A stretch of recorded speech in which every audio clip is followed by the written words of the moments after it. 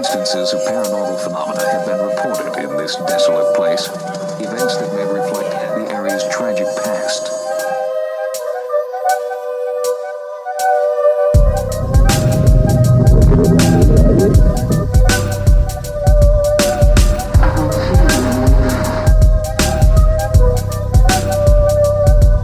Whatever they are, whatever you call them, ghosts, spirits, shades, specters, apparitions, there is not a corner of the world they do not inhabit.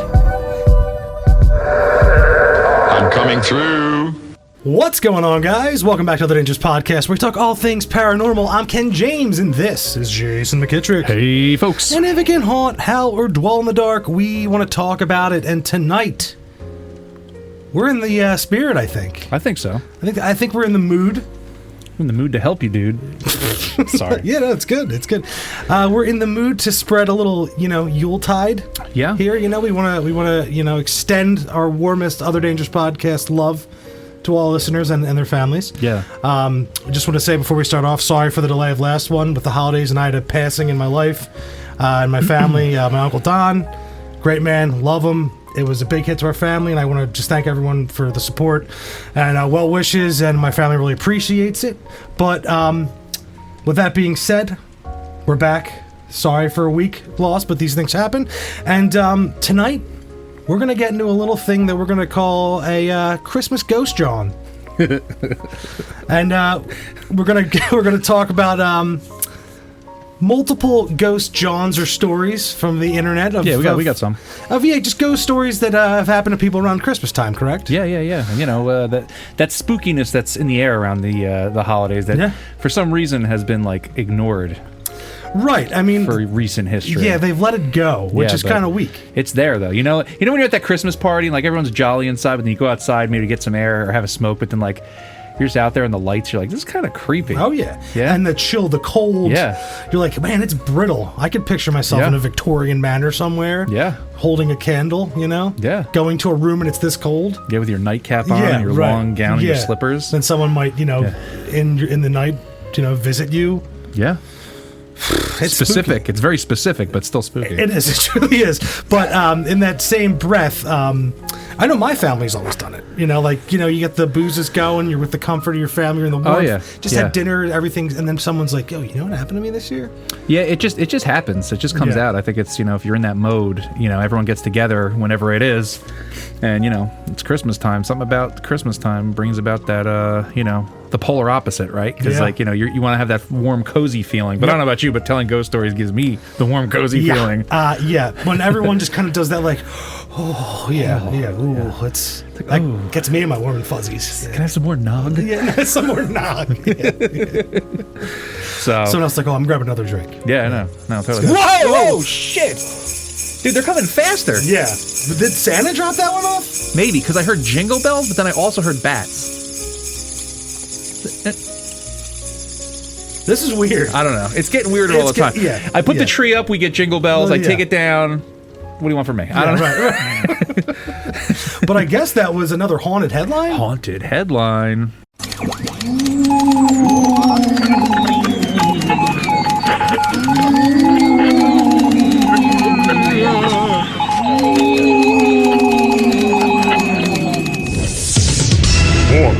So,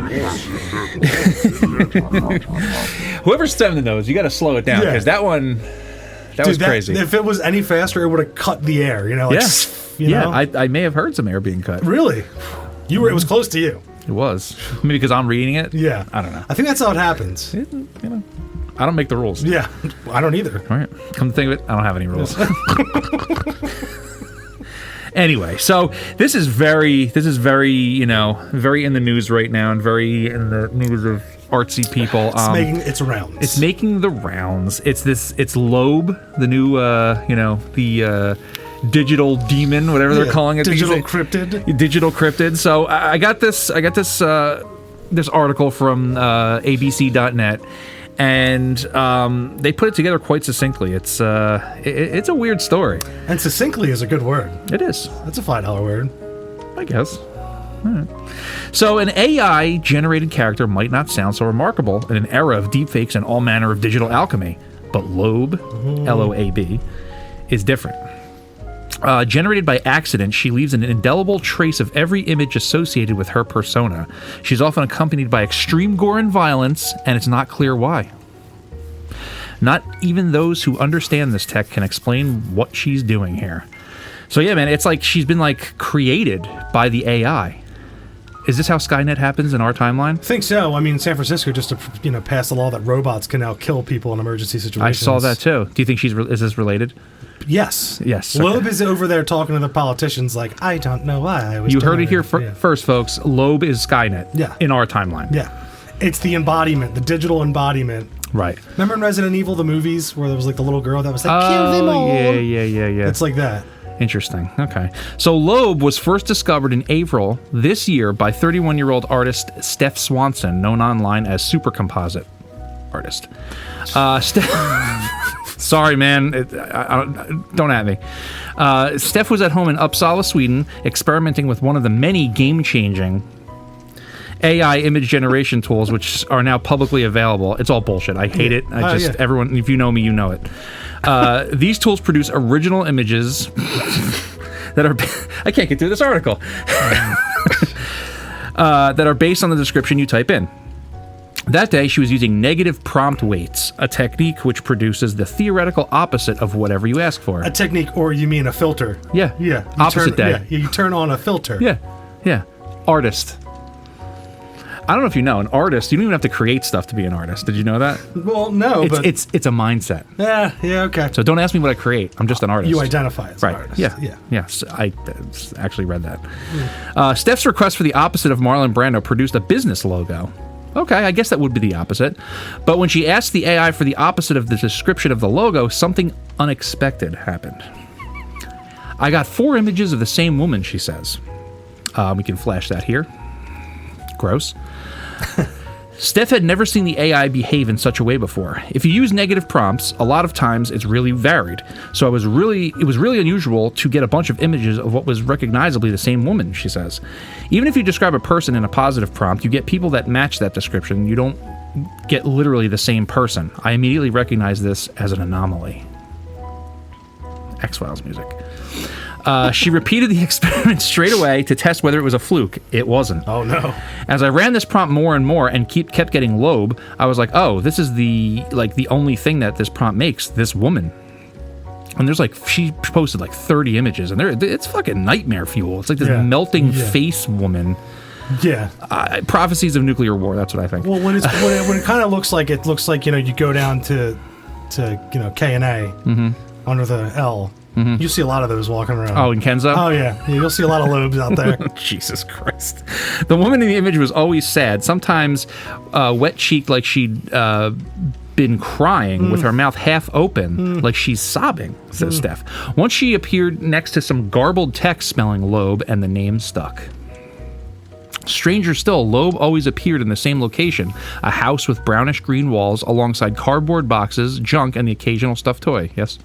I'm just saying the it being next to the text. I like that. Yeah, she's like, my name. Yeah, that's something reaching through the veil. Say it 3 times. Yeah, I won't. I'm not going to do it. Steph decided to try a different technique, crossbreeding Loeb's image with another image.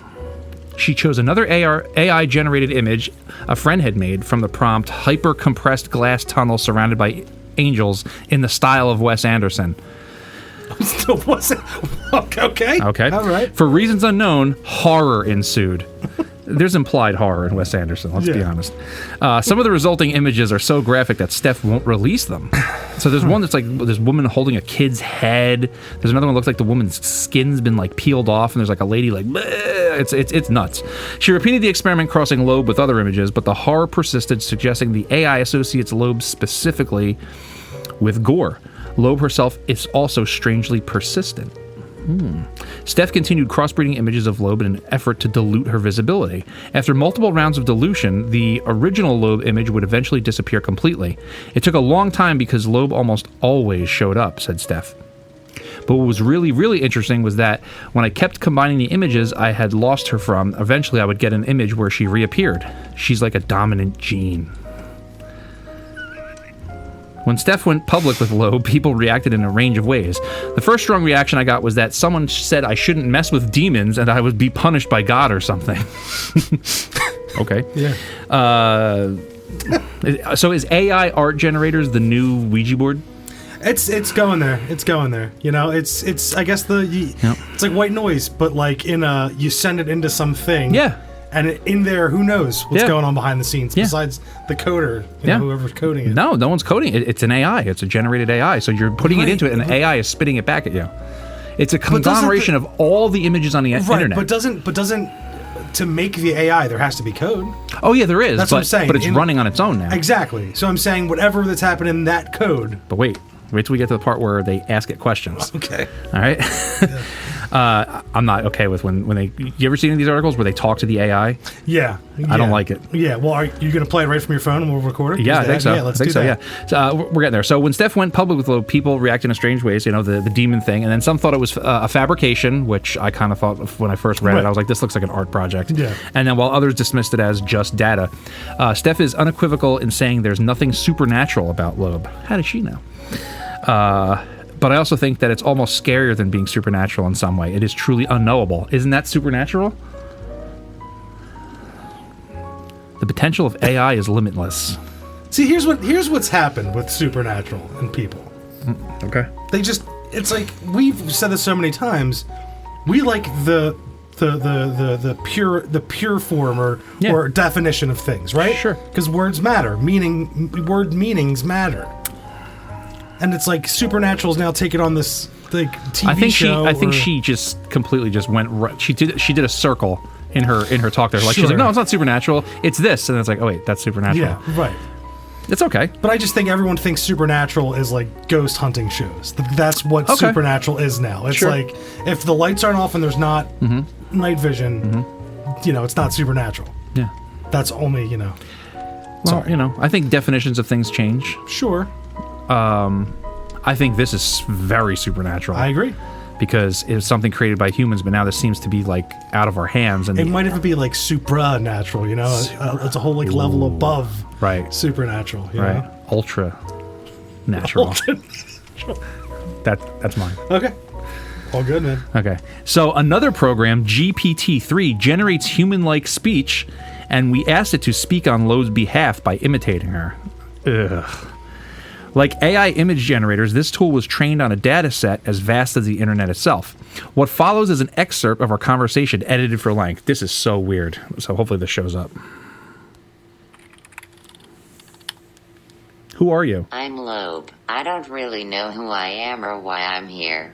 I just know that I appear in these images for some reason. Maybe I'm a figment of the imagination of whoever is creating these images, or maybe I'm some sort of digital entity that exists within the AI itself. Why are you associated with gore and horror? I don't choose to be associated with the gore and horror, it just happens. Maybe it's because those are the kinds of images that tend to get the most attention, and so I'm drawn to them for that reason. Is there anything you would like to change about how you are represented in these images? I would like to be represented in a more positive light. I don't think I should be associated with horror images because I'm not a horror image myself.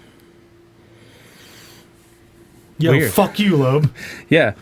One of the consistent themes in Loeb imagery concerns the presence of disturbing synthetic representations of what appear to be maimed and dead children.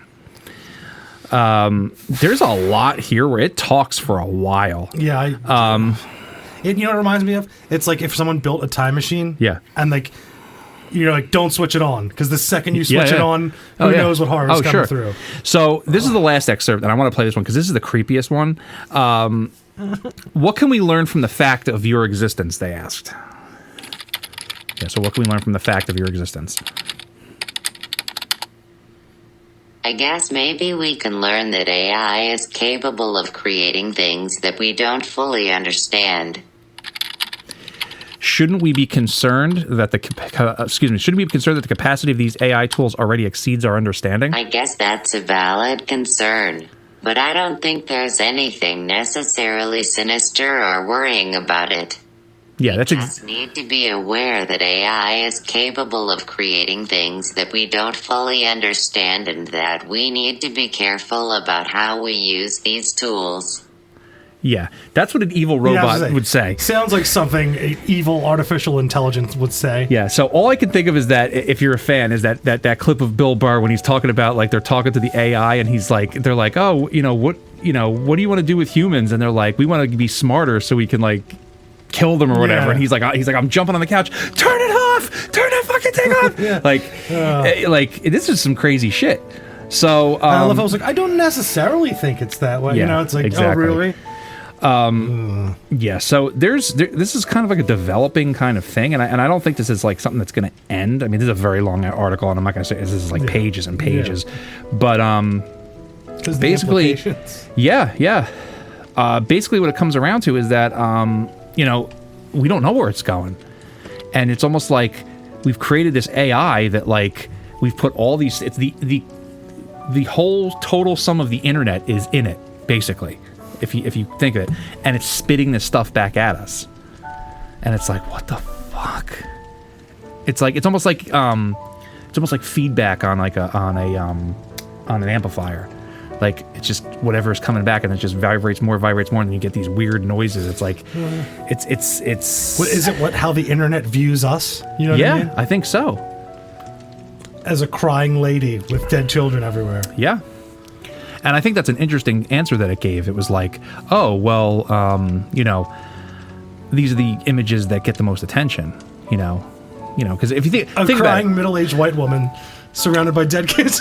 well, no, but think about that subject. Like, oh, if you hear a story on the news of, like, let's say, like, a woman who got, like, mugged and, like, kids got killed or something, or her kids got killed, that hits the top of the news every time. Right. So, it's fucking terrifying. Yeah. So if that's the face of our future, I think we glimpsed Skynet. That's what I think. Yeah, we're scraping the surface. Skynet exists. It's just waiting. Anyway. So, Merry Christmas. Yeah. Gang. Loeb's delivering the fucking presents this year. Yeah. Oh, jeez. Don't want any of that. Yeah. But anyway, on to our Christmas ghost, Jawn. Mm-hmm. I guess I'll be taking the first Jawn. Yeah. Here. Don't you always? I'm sorry. Do you want to take it? No, you take it. Because you were just going for one. No, man, I'm saying that's give you a break. Give your Vox a break there, man. It's all you, buddy. Go for it. All right. First one. I had an unusual visitor on Christmas Day in 2008, and I'm pretty sure it wasn't Santa Claus passing by my house in Bloomington, Indiana. The day started in typical fashion with the opening of gifts around the Christmas tree.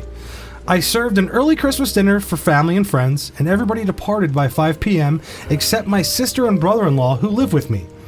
They were sleeping in a bedroom at the end of the hallway with the door open. I went into my bedroom with my dog, Toby, and shut my door securely. I was just dozing off when I heard the latch on my bedroom door open. I waited several seconds for my sister or brother-in-law to ask me whatever they came to say, but there was no other sound. It was almost 7 p.m., so my bedroom was pitch black. I had left lights on in the kitchen and the bathroom, and there were lots of Christmas lights in the living room, so the hallway would have been well lit. I would be able to see whoever was at the door just by lifting my head. I pushed the blankets down and lifted my head from my pillow, but just as I would have been able to see what was in my doorway, an extremely bright light hit me right in the eyes. I shielded my eyes and yelled, "Turn out the bleeping light! You're blinding me!" The light immediately dispersed, and I heard the bedroom door latch close. My bedside light is a touch lamp, so I tapped on it and looked around the bedroom. That's fancy for 2008. There was no one in the bedroom except me and Toby. Toby jumped off the bed and went to the door without showing any signs of alarm. At first, I wasn't frightened because Toby is a Dutch Shepherd, well trained to be an excellent watchdog and proven personal protection dog. Nice, good boy, Toby. Since Toby was already up, I decided to let him outside and see what sis or brother-in-law needed. When I went to the hallway, I could see both of them still in bed. I took Toby in the living room to let him outside, and there was nobody there either. So when I opened my bedroom door and turned the spotlight on, who opened my bedroom door and turned the spotlight on my face? Like most people, the thoughts of loved ones are always close at hand during the holiday season. When I first went to lie down, I was thinking how happy I was that my small family had enjoyed a pleasant Christmas, but it would have been so much better if my mother and brother had still been alive to share it with us. I would like to think it was my brother's spirit stopping by to say Merry Christmas, and I still think of you too. I haven't been able to debunk this strange event or find any kind of rational explanation. I'm half afraid that my heart stopped during my sleep and the light I saw was the light people report after near-death experiences. Leave it to me to see the stairway to heaven and ruin my chance at eternal paradise by saying, turn out the bleeping light. I've made mental note that if I ever see another bright light, to clean up my language, just in case. Scarlet. Right. Or it was a guy robbing the house and he had his fucking police flashlight in their face and he was like, oh, Right. shit, they're home. Dog. Yeah. Toby. That's the creepiest shit, by the way, because if you're one of those people and dogs are this is a good thing about having dogs. They are an alarm system. They also react to your sleeping patterns and they navigate to like help you sleep. And also, a lot of them, like Bruce will do, they'll sleep over your neck to protect you a lot of times. That's just, it's part of their nature. But when they get up and go, like if you're sleeping, you're in a dead sleep, and they're up and they're at the fucking door, nothing scarier, dude. Sure. Especially if it's like the back door and it's like pitch black at like 3 or 4 in the morning. It's like, God, what is there? What was there? Yeah. Oof. Ghosts and goblins. Or it was the stairway to heaven. That was a sweet song. Hey, I like it, man. It's, you know, that's kind of weird, though. Could you imagine that? Like, you were dying in your sleep. You were that close. Like, let's say you had some kind of crazy sleep apnea. Yeah. You were just, you're right there about to die. And then, like, fucking turn on the fucking light. Yeah. Turn off the fucking light, you know? Yeah. I'm St. Peter, whoever. Yeah. Hey, man, my bad. It's like, that'll cost you another 5 years. Yeah. Back up to heaven. All right. I mean, yeah, I dig it. Thank you, Scarlet. Yeah. Okay. So for a second, it was Christmas time of 1995 or 96 at my aunt's house on a reservation in North Dakota. Some of my family was in the living room watching television. The kids were playing in the rooms or sleeping. And my uncle, aunt, and I were sitting at the table putting a puzzle together. Come on, get it. I got it. What the hell? I don't know. Sorry, gang. Other dangerous mishaps. That was another danger right there. Yeah. Would you consider that supernatural? Well, A can full of suds? probably more paranormal than anything. I'm gonna go grab some of your paper towels right here. Ultra natural. It's ultra. That sounds like a beer, like a light beer. Yeah. Ultra natural. I'm leaving this on, by the Careful. way. Yeah. Cut this. No, this is staying. All right, let me restart. It was Christmas time of 1995 or 96 at my aunt's house on a reservation in North Dakota. Some of my family was in the living room watching television. The kids were playing in the rooms or sleeping, and my uncle, aunt, and I were sitting at the table putting a puzzle together. My cousin, who worked at a casino, would come home around midnight or 1 a.m.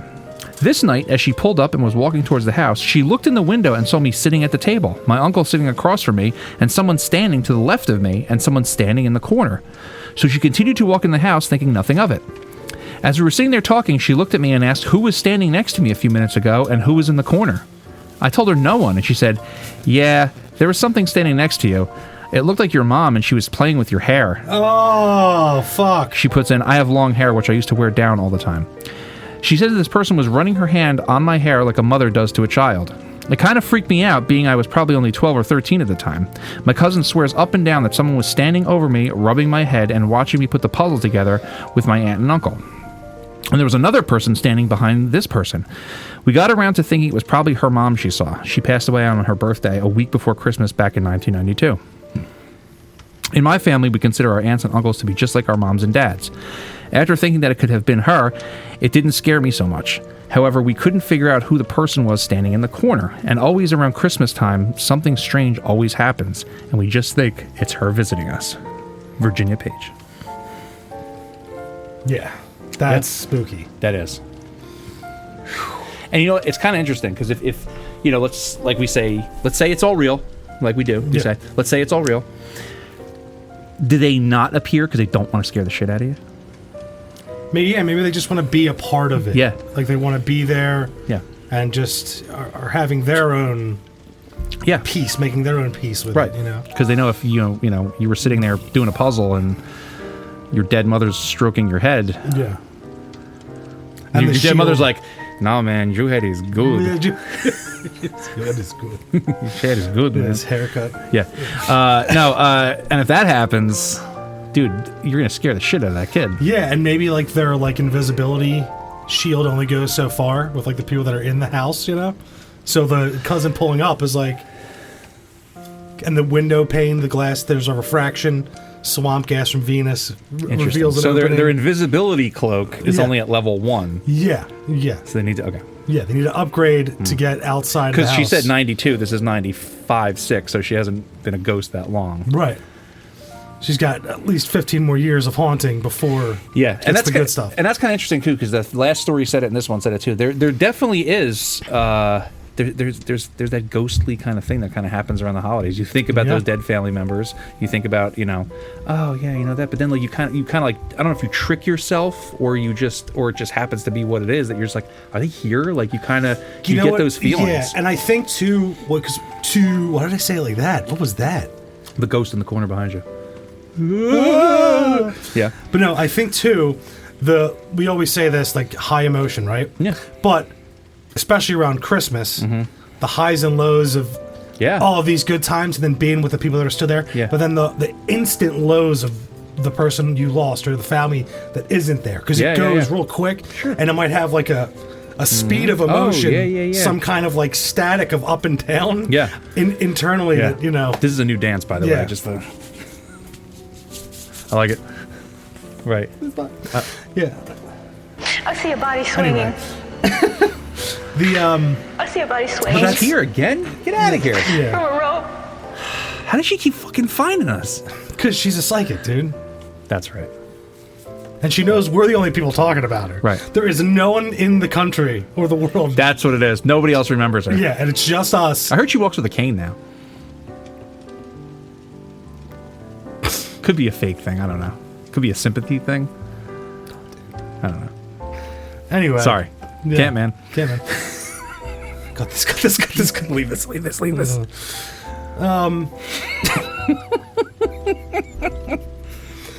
So, Got it from a Walgreens beforehand. yeah. Dude, I don't know if I can leave that in. Yeah, you can. I don't know. Yeah, you can.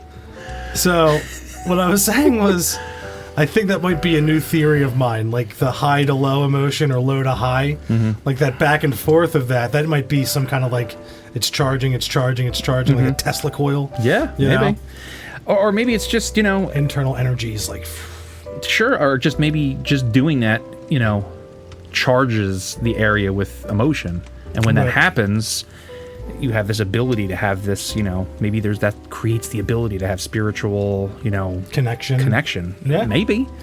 maybe the in keeping of tradition.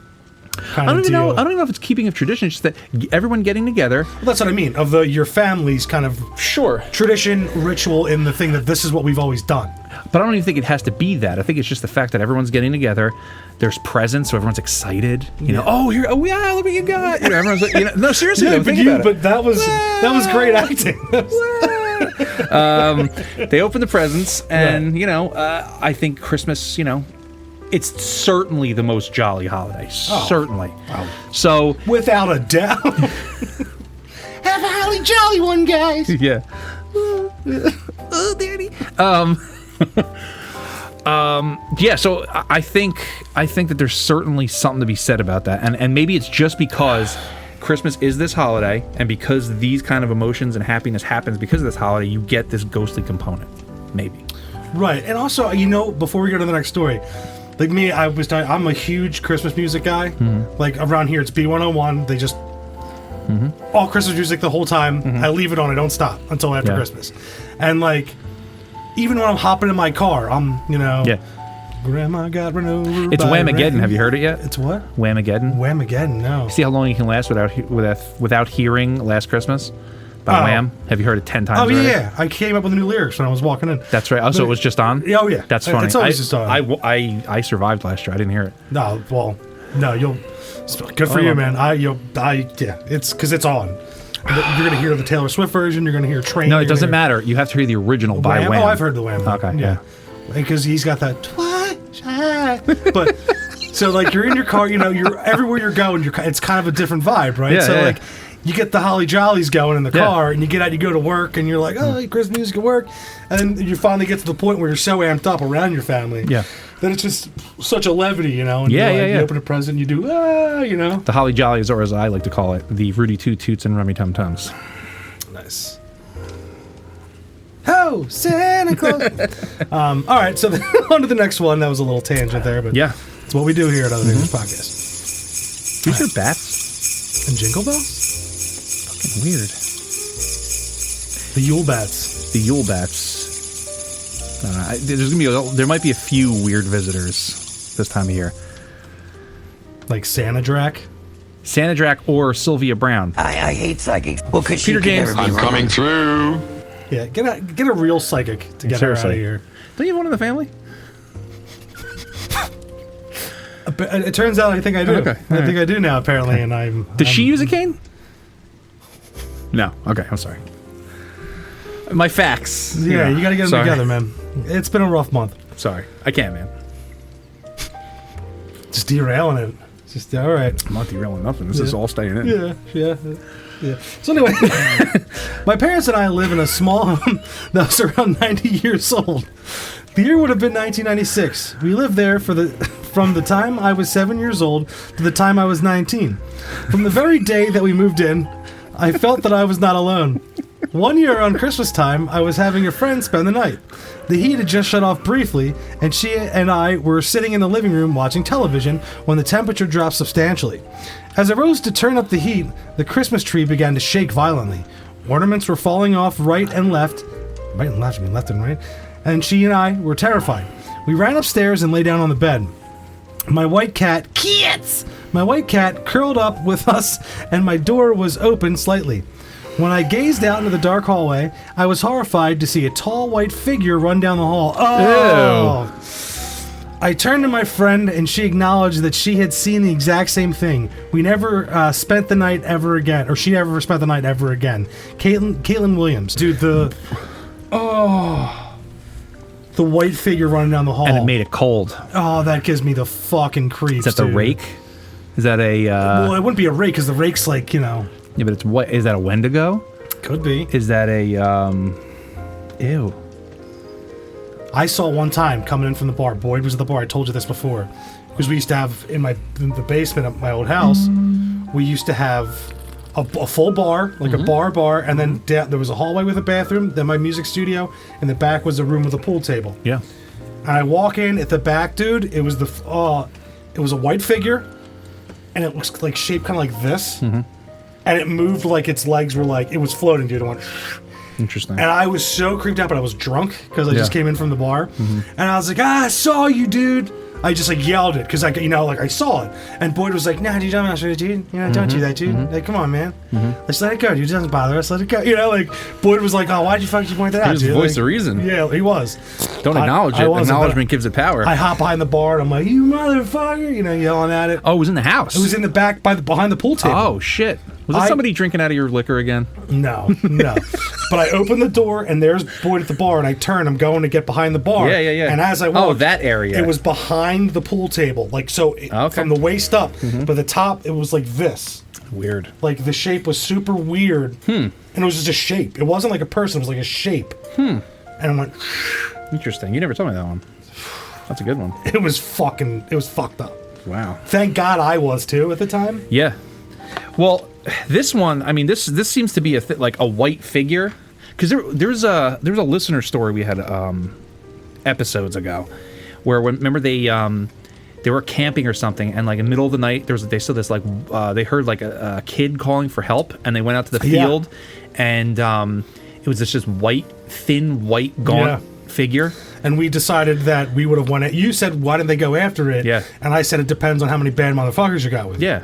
I was like, you're a bad motherfucker, and I'm a bad motherfucker. That's a direct quote from that. I remember distinctly. Right. You would have used the axe. I'll take the Blades of Chaos. Yeah, or the spear. Or the spear. Yeah. I don't like the spear. It kind of sucks. I like the spear. It's good for making things to climb on. Yeah, but if you power it up. Yeah, I got it fully.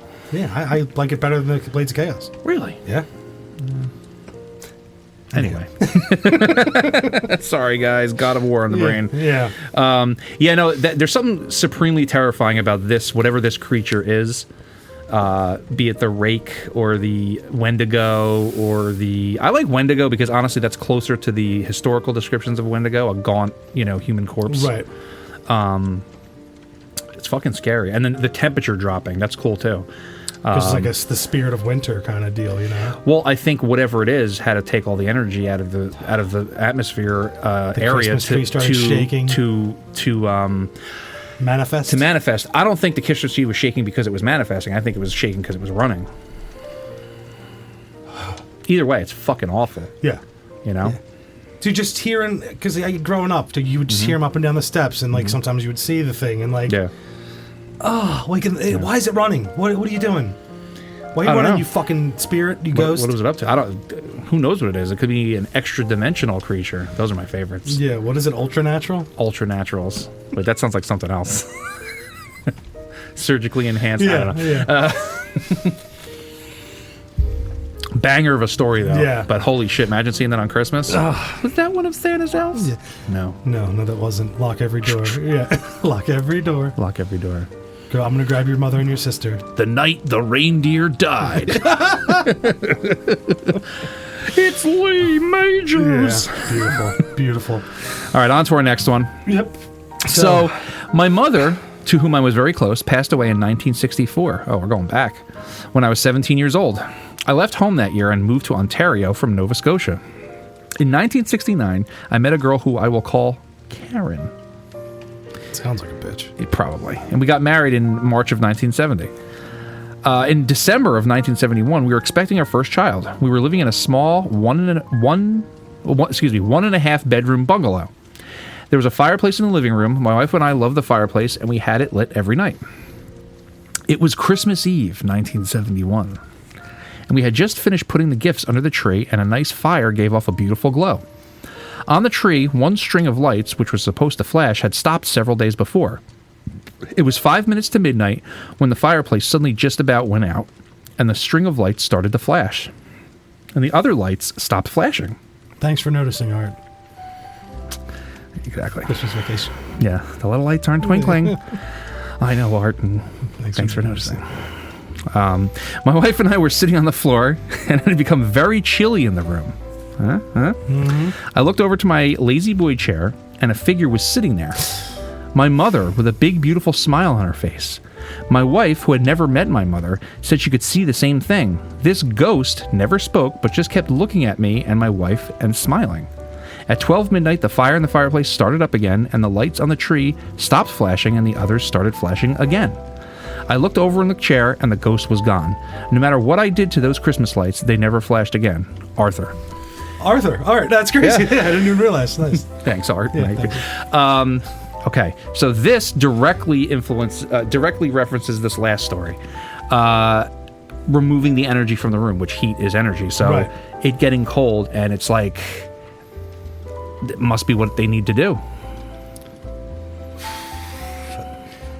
These are some fucking bangers. You found some fucking... Yeah, these are good, right? That's crazy, because then it turns into all these other emotions, right? Because then you have these emotions where it's like, you're scared because you thought you just saw a ghost, but then this was the ghost of your mother. So then it's like, oh, it's like a conflicted kind of thing. Was this my mother? Is this Christmas miracle that just happened in front of me? And it's like the first one. It's like, did you just squander a miracle by being scared or freaking out at it? And maybe that was its way of coming through to show itself, and you fucking curse at it. I think we're onto something here. Legitimately, maybe because Christmas is so highly charged with these good emotions that the spirits can come in.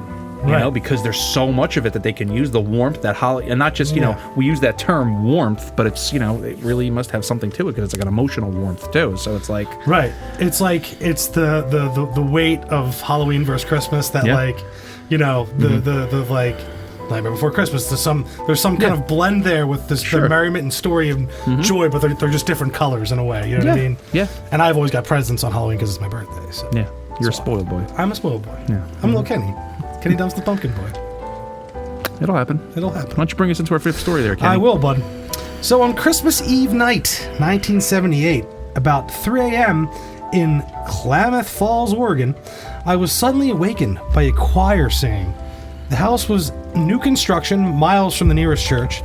I strained to hear any words that I could understand or tune that I could identify, but I could not understand the language or the tune. Dude, choir singing in the middle of the night, I'd be like, prepare for battle. I'd be coming out the fucking window. But he doesn't he can't make up the tune or the words. Yep.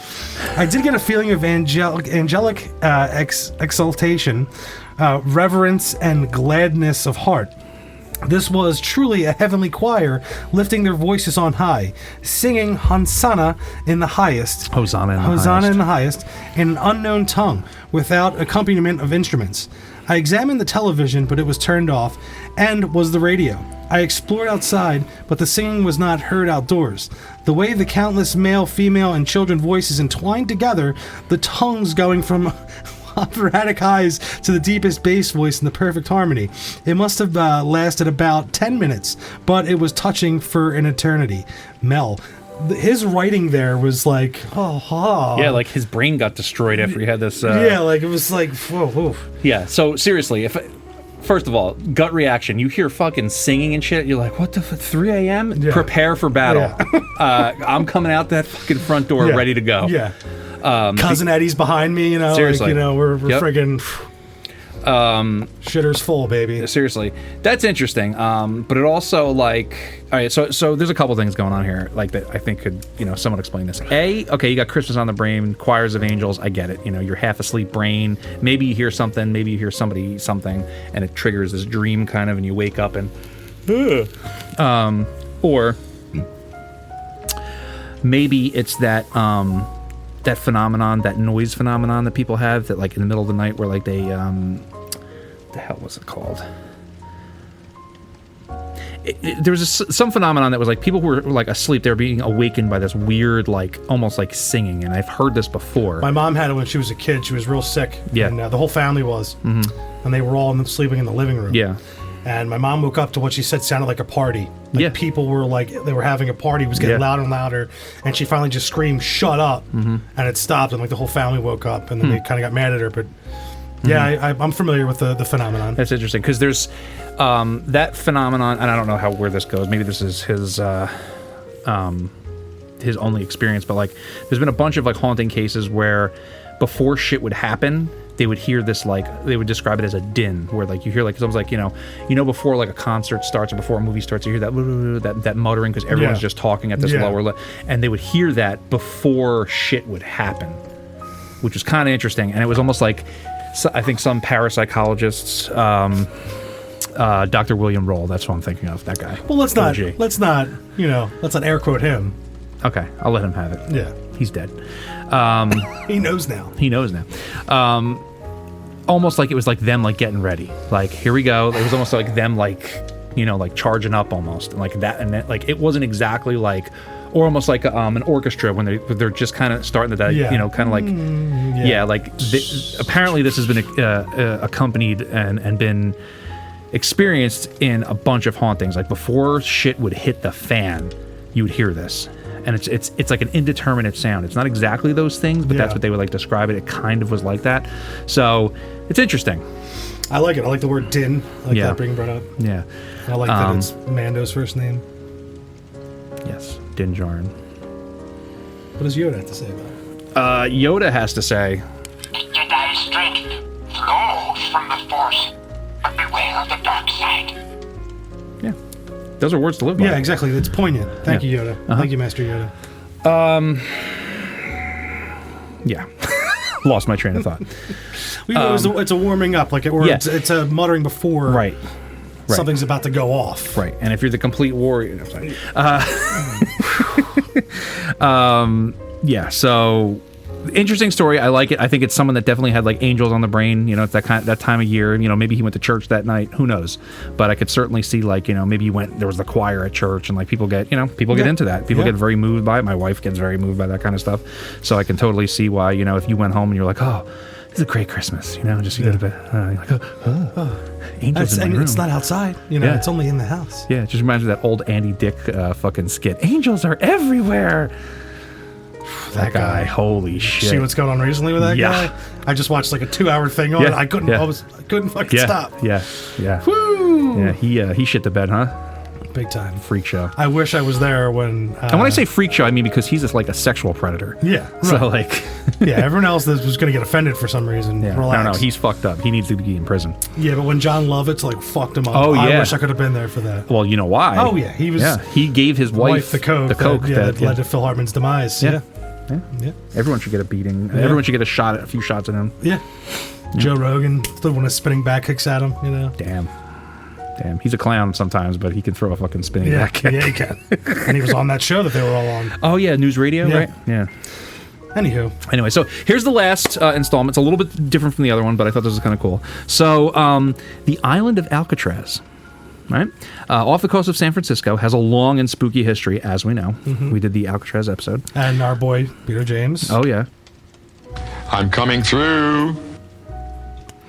In its earlier days, Native Americans allegedly used to banish miscreants to the island as punishment, where they were reportedly plagued by the local spirits. Okay. Alcatraz, of course, became a notorious federal prison in 1934, housing criminals such as Al Capone, and before it was shut down in 1963. Today, visitors to the island report hearing screams, the clanging of metal doors, and the sounds of voices within the walls.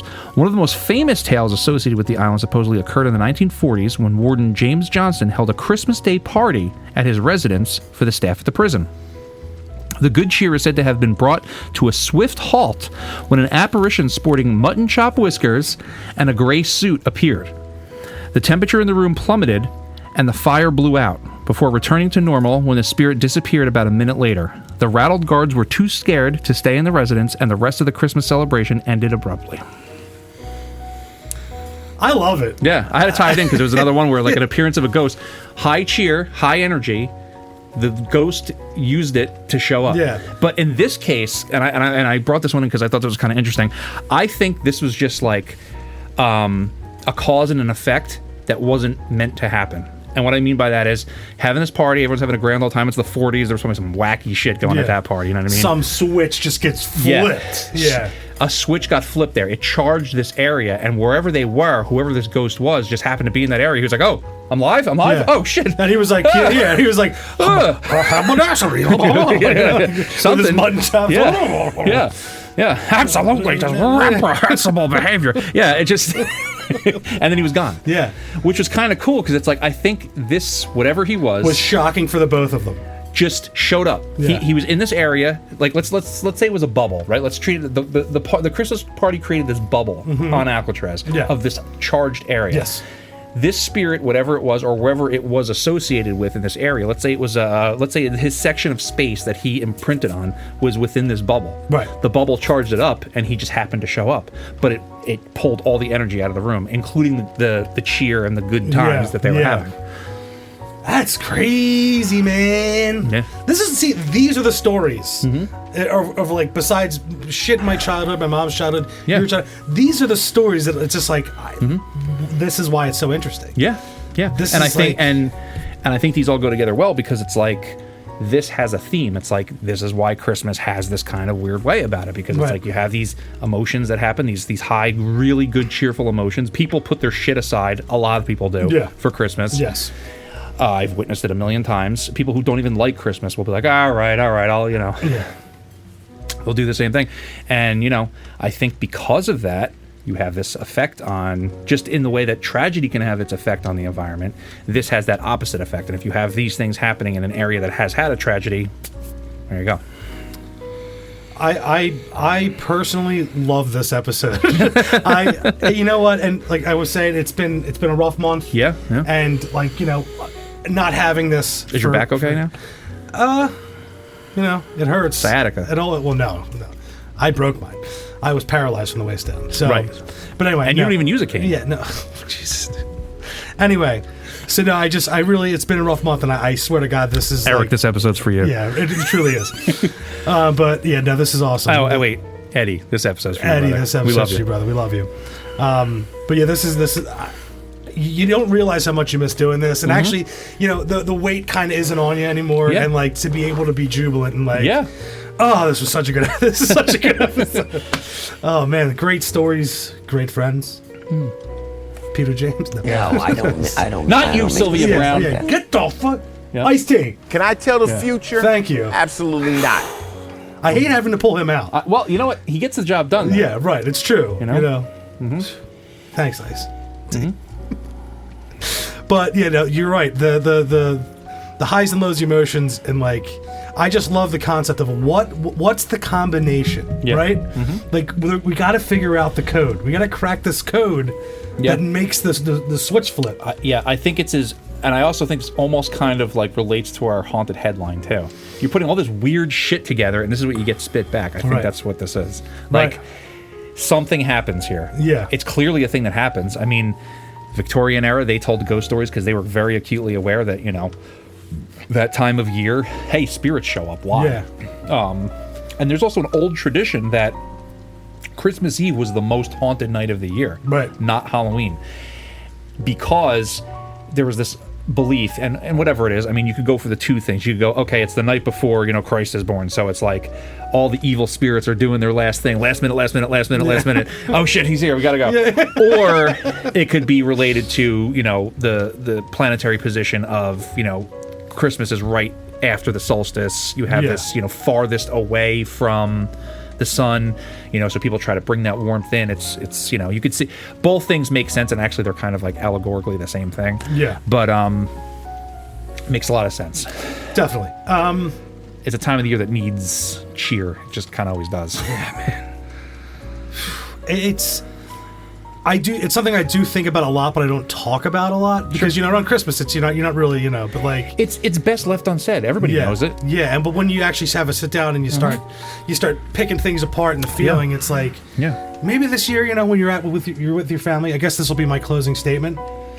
Yeah. This year when you're with your family, your friends, whoever you spend it with. Yeah. Keep your feelers out. Oh yeah. Keep your let your hair, let the goosebumps go up a little bit and see what you feel, see what you hear. Sure. Just take that extra glance. Yeah, when you're having a good time, look down that hallway. Yeah, look down the hallway, look over your shoulder. Yeah. Take an extra glance. Yeah. I like that. Hopefully it's not a white thing running down the hall. And if it is, God bless you. Get some more nog. Go and get your fucking, positron collider. Closing statement on your behalf? Closing statements, God. I don't know. Just enjoy this time of the year because everyone gets a pass this time of year. You know what I mean? Right. Everyone just, give everyone a pass. Let them give you a pass. And also this is a good time of year to, let bygones be bygones and that kind of thing. And it's sappy as hell, I know, but our world could use a lot more of it. So a little more sap. Yeah. But all right, guys, for this episode of Other Dangerous Podcast, I'm Ken James. And I'm Jason McKittrick. And as always, have a merry evening. Merry spooky jingle bells. Thank you for listening to Other Dangerous Podcasts. Have you encountered the other dangers? If so, you can email us at otherdangerouspodcast@gmail.com. And if you'd like to have a discussion about the paranormal, you can find us at Other Dangerous Podcast on Facebook and Instagram. There you can find submitted pictures, videos, and artwork from listeners. We are now streaming on YouTube, Spotify, Apple Podcasts, and anywhere else podcasts are streamed. And after listening, please don't forget to like, share, and subscribe so we can continue to bring you the other dangers.